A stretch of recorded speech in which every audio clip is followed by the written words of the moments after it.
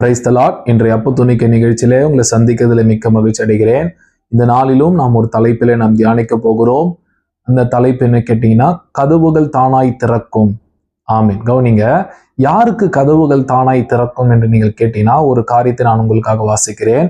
அப்போஸ்தலர் 12வது அதிகாரத்துல 10வது வசனத்தை நான் வாசிக்கிறேன். அவர்கள் 1ஆம் காவலையும் 2ஆம் காவலையும் கடந்து நகரத்துக்கு போகிற இருப்பு கதவண்டையிலே வந்தபோது அது தானாய் அவர்களுக்கு திறவுண்டது. ஆமென். தானாய் அவர்களுக்கு திறவுண்டது. பாருங்க, இந்த 12வது அதிகாரத்துல நான் ஒரு சம்பவத்தை நான் உங்களுக்கு சொல்றேன். ஏரோது ராஜா அக்காலத்திலே அவன் ஆண்டு கொண்டிருந்தான் எருசலேம்ல. பாருங்க, அந்த ஏரோது ராஜா சபையை அவன் துன்புறுத்தி கொண்டிருந்தான். ஆதி திருச்சபையை அவன் துன்பப்படுத்தி கொண்டிருந்தான். நீங்க பாத்தீங்கன்னா, யோவானுடைய சகோதரனாகிய யாக்கோபை அவன் கொலையும் கூட செய்தான்.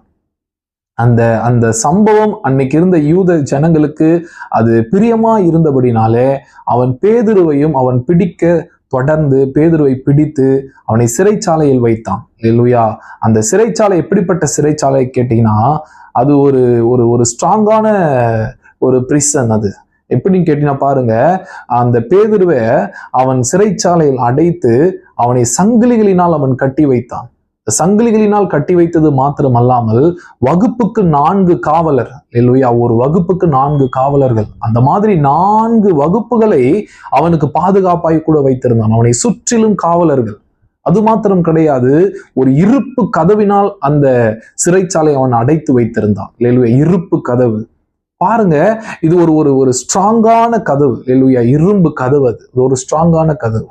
அப்போ பிரச்சனை, மிகப்பெரிய பிரச்சனை, மிகப்பெரிய ஒரு போராட்டம். ஆனா இப்படிப்பட்ட இந்த இருப்பு கதவு தானாய் திறந்தது எப்படி நீங்க கேட்டீங்கன்னா, அந்த அதிகாரத்திலே வசனம் சொல்லுகிறது, 5வது வசனம் சொல்லுகிறது பாருங்க. அப்படியே பேதுரு சிறைச்சாலையில் காக்கப்பட்டிருக்கையில் சபையார் அவனுக்காக தேவனை நோக்கி ஊக்கமாய் வேண்டிக் கொண்டார்கள், ஊக்கமாய் ஜெபம் பண்ணினார்கள். அல்லேலூயா. அந்த ஊக்கமான ஜெபம் இங்கிலீஷ்ல சொல்லப்பட்டிருக்கிறது strong prayer. Hallelujah. Strong prayer. உங்க சூழ்நிலை எவ்வளவு ஸ்ட்ராங்கா இருக்குது நீங்க பார்க்காதீங்க. உங்க அடைக்கப்பட்ட சூழ்நிலை எப்பேற்பட்ட ஒரு சூழ்நிலையா இருந்தாலும் அது ரொம்ப அது மிகப்பெரிய அடைப்பது. அங்கிருந்து யாருமே விடுவிக்க முடியாது. இல்லையா? யாருமே இங்கிருந்து கொண்டு வர முடியாது. நீங்க சோர்ந்து போகாதீங்க. உங்க ப்ராப்ளம் எவ்வளோ ஸ்ட்ராங்கா இருந்தாலும் தேவன் அந்த சிறைச்சாலை கதவுகளை ஆண்டவர் உடைக்க வல்லவராய் இருக்கிறார். இங்க பாருங்க, இந்த பேதுருடைய சிறைச்சாலை மிகவும் ஸ்ட்ராங்கா இருந்தது.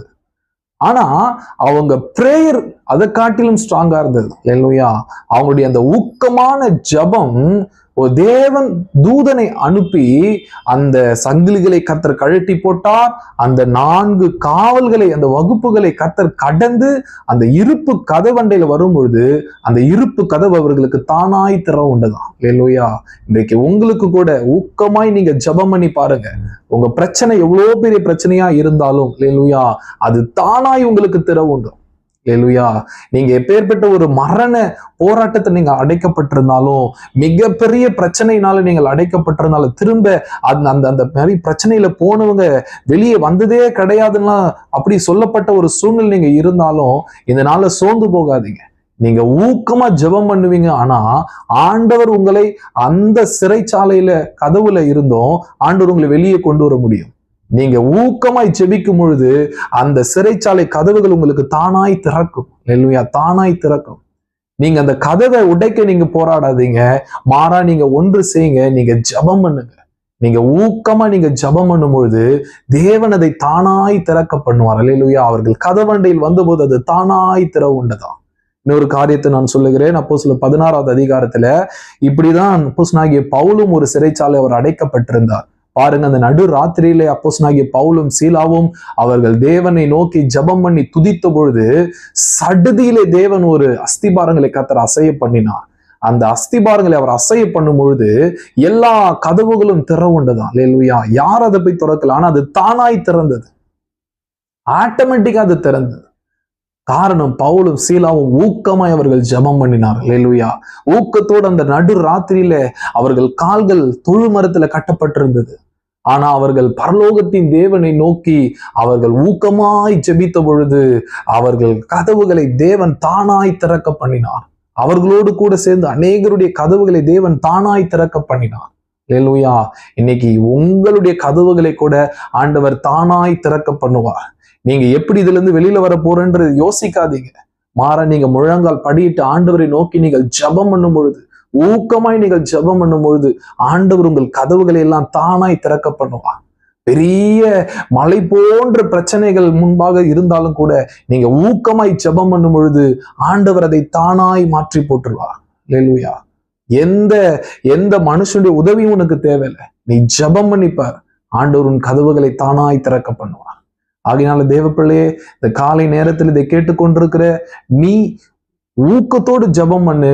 ஆண்டவர் உன் கதவுகளை அவரே திறப்பார். அல்லேலூயா. அவரே தானாய் திறக்க பண்ணுவார். கர்த்தர் தாமே உங்களை ஆசீர்வதிப்பார். ஆமென்.